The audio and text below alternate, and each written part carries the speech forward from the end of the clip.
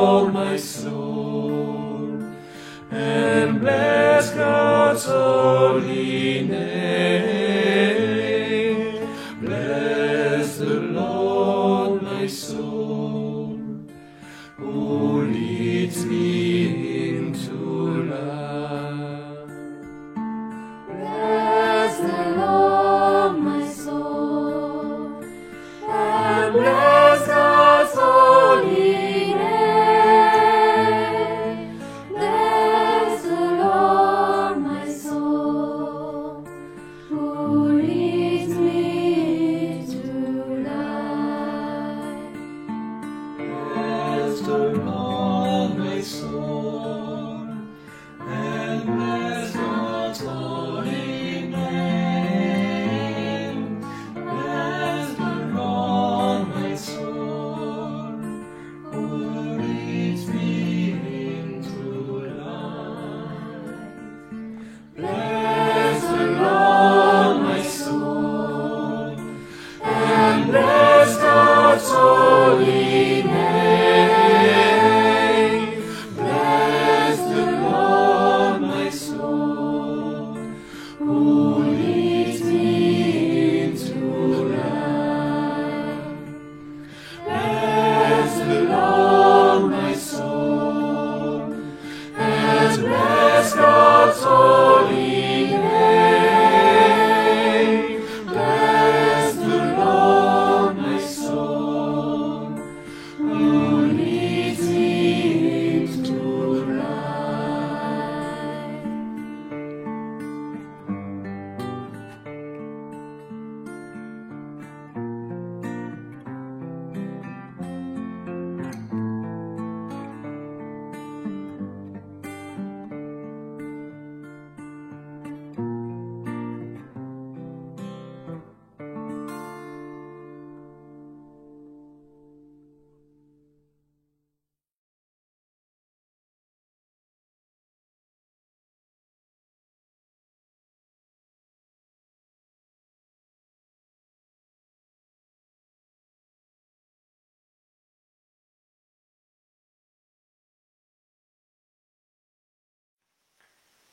Seigneur, il nous faudrait pour te louer des mots de la force du vent, des mots de l'acabit de prophète, des mots que personne n'oublierait, que le sourd même pourrait entendre.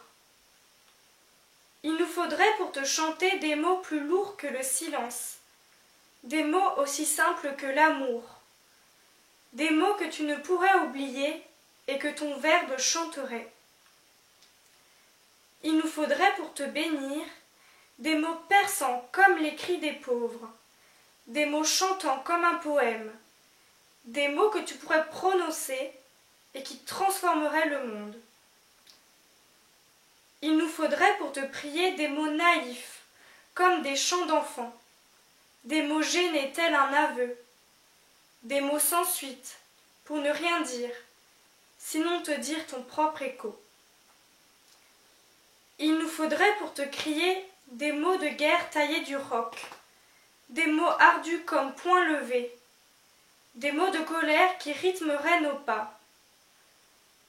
Dieu des muets et des bavards, toi qui dépasses tous nos discours, Dieu des silences et des paroles, donne-nous de demeurer avec toi, en toi, que notre respiration, que nos pensées, chacun de nos élans ou de nos réticences soit amour de tout amour en Jésus-Christ. Amen.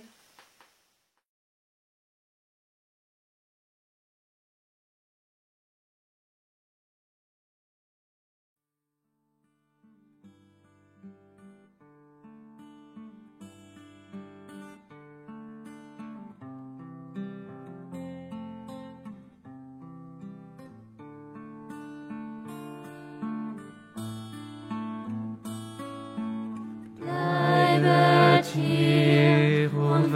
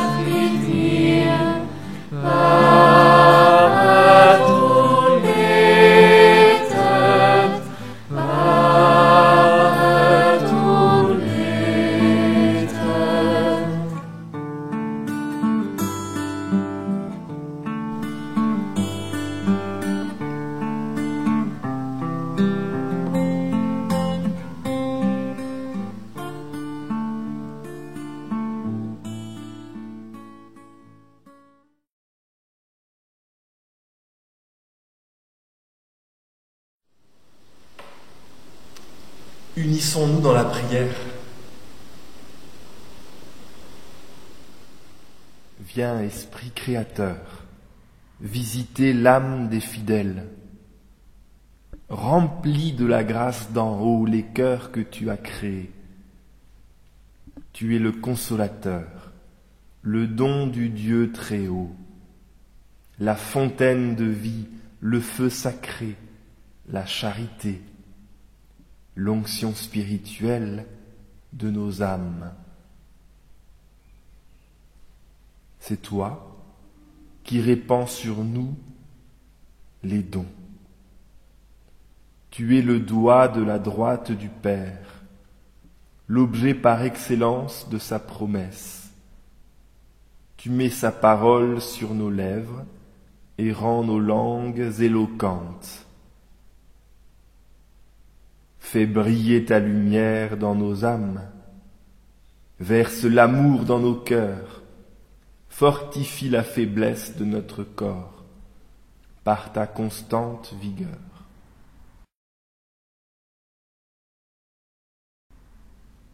Chasse loin de nous l'esprit tentateur, accorde-nous une paix durable. Guide-nous, révèle-nous le Père, fais-nous connaître le Fils.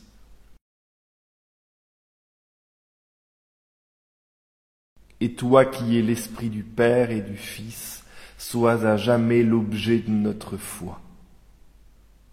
Gloire soit à Dieu le Père, et au Fils ressuscité des morts, et à l'Esprit consolateur, dans tous les siècles. Amen. Bleibet hier und wachet mit mir, wachet und betet, wachet und betet. Bleibet hier und wachet mit mir, wachet und betet, wachet und betet.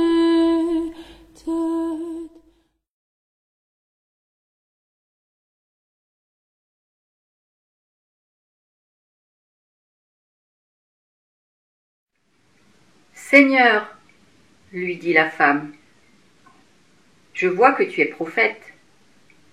Nos pères ont adoré sur cette montagne. Et vous dites, vous, que le lieu où il faut adorer est à Jérusalem. Femme, lui dit Jésus, crois-moi, l'heure vient où ce ne sera ni sur cette montagne, ni à Jérusalem, que vous adorerez le Père. Vous adorez ce que vous ne connaissez pas. Nous adorons ce que nous connaissons, car le salut vient des Juifs. Mais l'heure vient, et elle est déjà venue, où les vrais adorateurs adoreront le Père en esprit et en vérité, car ce sont là les adorateurs que le Père demande. Dieu est esprit, et il faut que ceux qui l'adorent en esprit et en vérité. La femme lui dit, « Je sais que le Messie doit venir, celui qu'on appelle Christ. Quand il sera venu, il nous annoncera toutes choses. » Jésus lui dit, « Je le suis, moi qui te parle. » Là-dessus arrivèrent ses disciples, qui furent étonnés de ce qu'il parlait avec une femme. Toutefois, aucun ne dit « Que demandes-tu? De quoi parles-tu avec elle ?» Alors, la femme, ayant laissé sa cruche, s'en alla dans la ville et dit aux gens « Venez voir un homme qui m'a dit tout ce que j'ai fait. Ne serait-ce point le Christ ?» Ils sortirent de la ville et vinrent vers lui.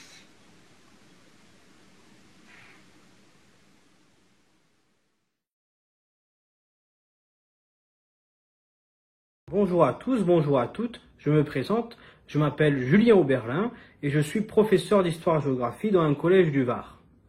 Aujourd'hui, j'aimerais vous proposer une petite réflexion sur notre religion, le christianisme, et la religion des Romains, ce que l'on appelle le paganisme. Dans la Rome antique, certains prêtres de cette religion étaient experts pour entretenir la relation entre les dieux et les humains. Les aruspices, par exemple, étaient experts pour reconnaître et interpréter les présages et les prodiges des dieux. Alors qu'est-ce que c'est qu'un prodige? C'est simple, c'est un tremblement de terre, par exemple, ou une pluie de lait, une pluie de sang, voire un animal qui parle. Tout cela était des signes des dieux qu'il fallait interpréter. Alors vous allez me dire, moi aussi j'ai un animal, mon chat me parle, ça j'y crois, mais le reste, on peut s'interroger. Par exemple, les Romains eux-mêmes s'interrogeaient et doutaient parfois de leur religion. On a des exemples de correspondance, une lettre entre Cicéron et Caton l'Ancien, où Cicéron se demande comment deux aruspices qui se croisent font pour ne pas rire. Sous-entendu que les deux savent pertinemment qu'ils sont des charlatans. Et pourtant, ils gardent leur sérieux, leur dignité entre guillemets. Mais les Romains ne sont pas les seuls à s'interroger, à s'être interrogés sur leur foi, sur leurs croyances. Nous aussi, parfois, nous pouvons remettre en doute notre foi, notre religion, se demander est-ce que tout ça est vrai, est-ce que j'ai raison?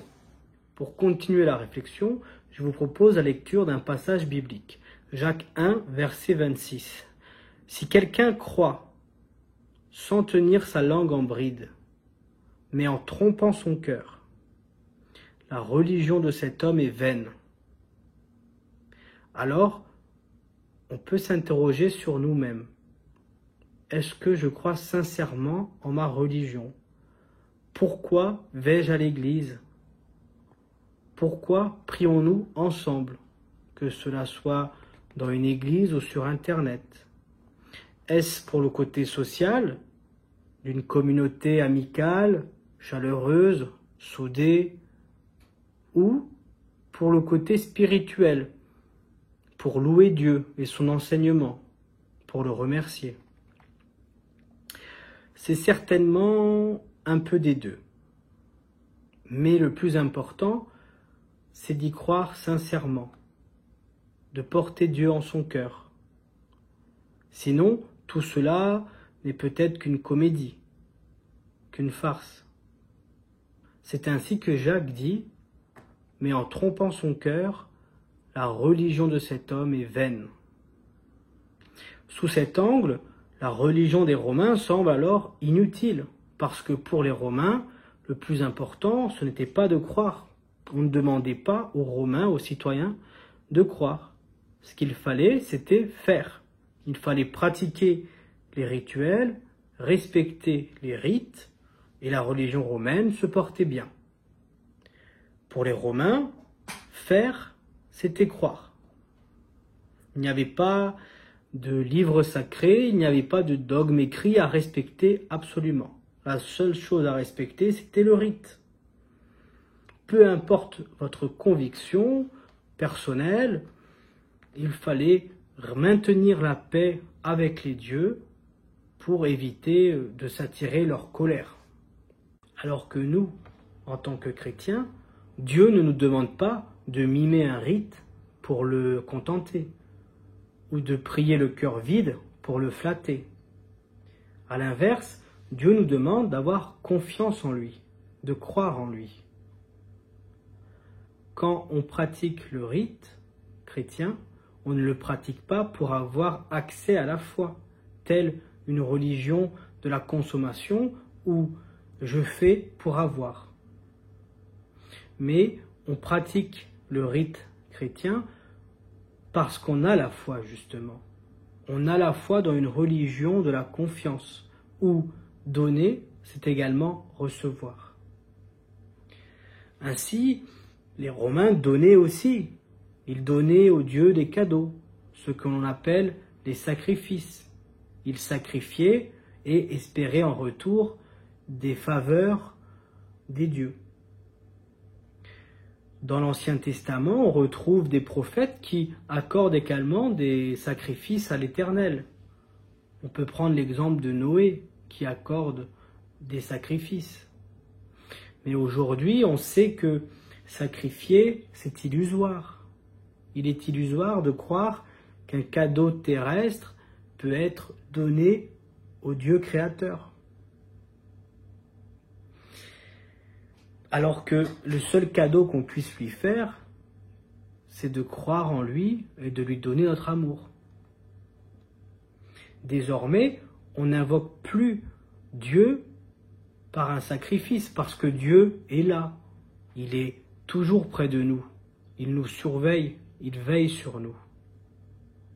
Finalement, le sacrifice de Jésus-Christ sur la croix annule tous les autres, parce que son sacrifice nous lie à lui pour l'éternité.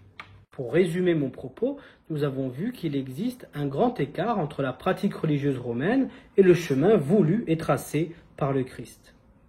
En outre, nous pouvons peut-être mieux comprendre les raisons des persécutions romaines à l'égard des premiers chrétiens. Les premiers chrétiens refusèrent le culte romain, refusèrent de pratiquer un rite sans y croire. Ainsi, je ne peux que vous encourager à continuer de vivre cette aventure qu'est la foi, à continuer de vivre cette richesse de vie qu'est la religion, qui place la confiance en Christ au centre de nos croyances. Enfin, n'oubliez pas que si notre communauté est si dynamique et si vivante, c'est parce que chacun d'entre vous est un acteur irremplaçable de notre rite et de notre paroisse. Merci de votre attention. Amen.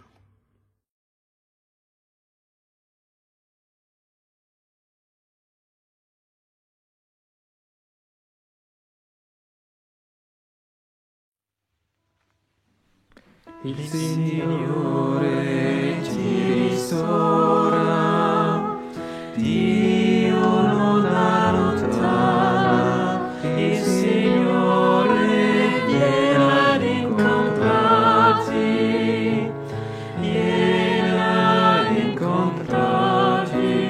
il Signore ti ristora, Dio non allontana, il Signore viene a incontrarti,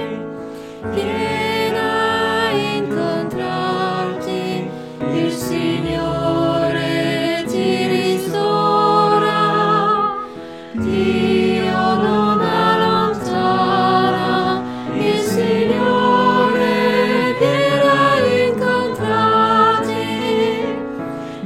a incontrarti, il Signore ti ristora, Dio non allontana, il Signore viene ad incontrarti,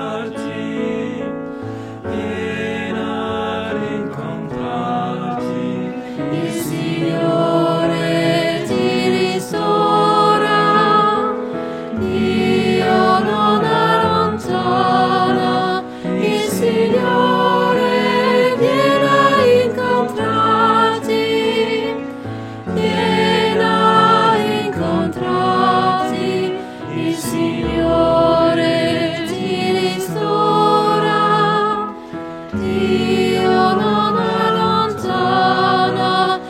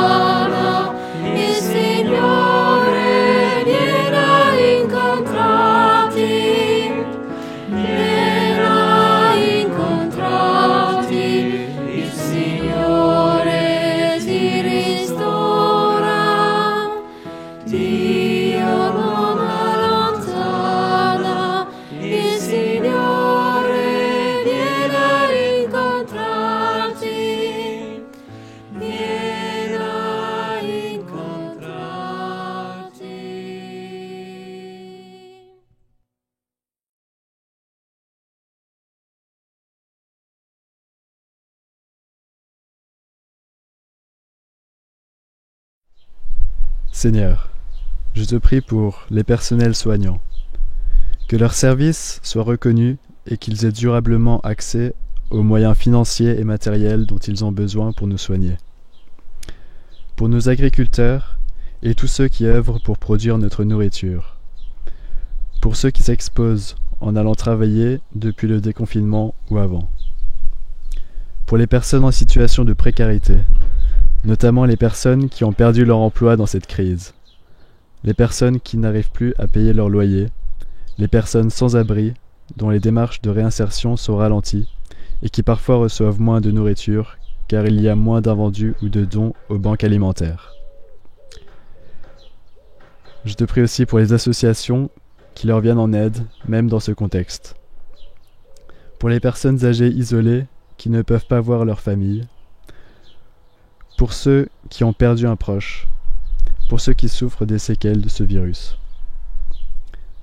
Je te prie pour les personnes bloquées à l'étranger qui ne peuvent pas rentrer chez elles à cause des frontières fermées.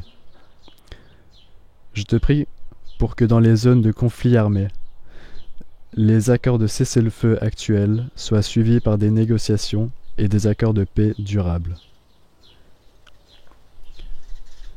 Aide-nous aussi à changer radicalement nos modes de production et de consommation pour cesser de détruire ta création que tu nous as confiée.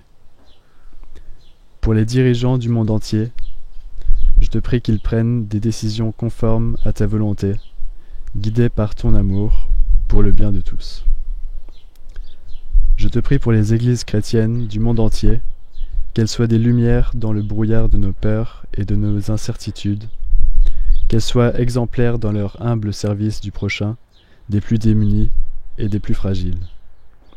Je te prie aussi de nous aider à accueillir les moins aisés, tels qu'ils sont au sein de nos églises, pour qu'ils puissent s'y sentir chez eux, en reconnaissant qu'ils sont eux aussi porteurs de ta lumière.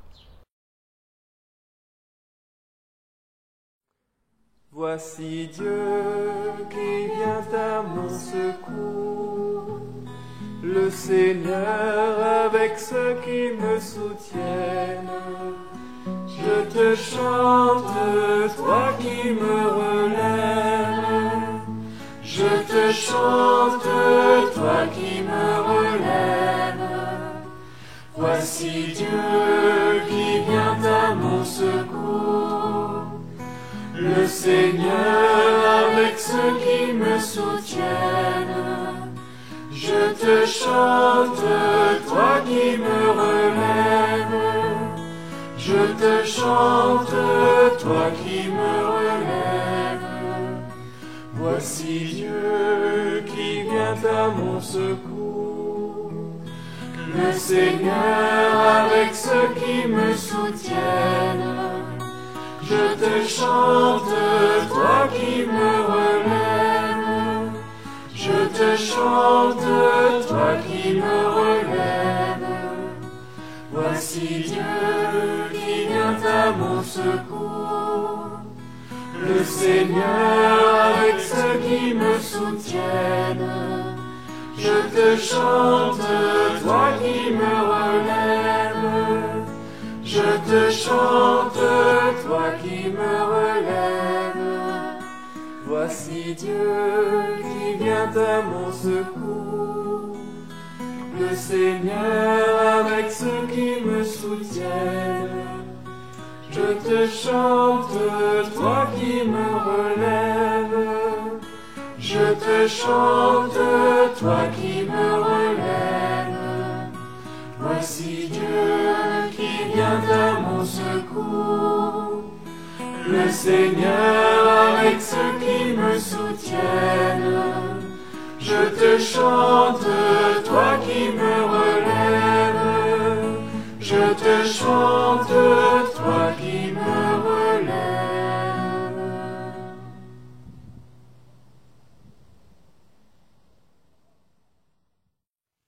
Et maintenant, en dépit de la distance qui nous sépare, rassemblons nos voix pour prononcer ensemble la prière que le Seigneur nous a enseignée. Notre Père, qui es aux cieux, Que Que ton nom soit sanctifié. Que ton règne vienne. Que ta volonté soit faite sur la terre comme au ciel. Donne-nous aujourd'hui notre pain de ce jour. pardonne-nous nos offenses, comme nous pardonnons aussi à ceux qui nous ont offensés. Ne nous laisse pas entrer en tentation, Mais délivre-nous du mal.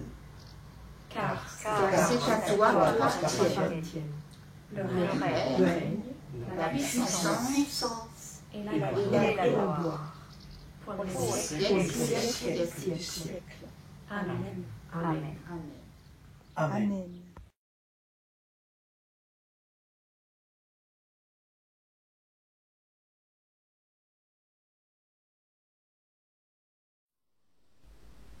Il est écrit dans l'Épître aux Éphésiens, au chapitre 3, les versets 14 à 19. Paul écrit « Je fléchis les genoux devant le Père, afin qu'il vous donne, selon la richesse de sa gloire, d'être fortifiés par son esprit, dans votre être intérieur. Que le Christ habite dans vos cœurs par la foi, que vous soyez enracinés et fondés dans l'amour, pour être capable de comprendre avec tous les saints quelle est la largeur, la longueur, la profondeur et la hauteur, et de connaître l'amour du Christ qui surpasse toute connaissance. » Lorsqu'il écrit cet encouragement aux Éphésiens, Paul est en prison. La longueur, la largeur, la hauteur, la profondeur de sa cellule ne se réduisent à quelques mètres. Mais la présence de l'Esprit et l'habitation du Christ lui permettent d'élargir l'espace de sa prière aux dimensions de l'univers. Chers frères et sœurs en Christ, que la parole en vous chemine. Aujourd'hui, Dieu souffle dans vos vies. Puisque son amour est votre racine, vous pouvez l'ouvrir à l'infini. Recevons la bénédiction de Dieu. Dans la longueur de son amour, Dieu te précède et t'attend.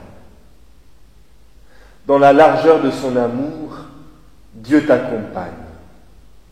Dans la profondeur de son amour, Dieu te garde. Dans la hauteur de son amour, le Seigneur, Père, Fils et Saint-Esprit, te bénit, aujourd'hui et à jamais. Amen.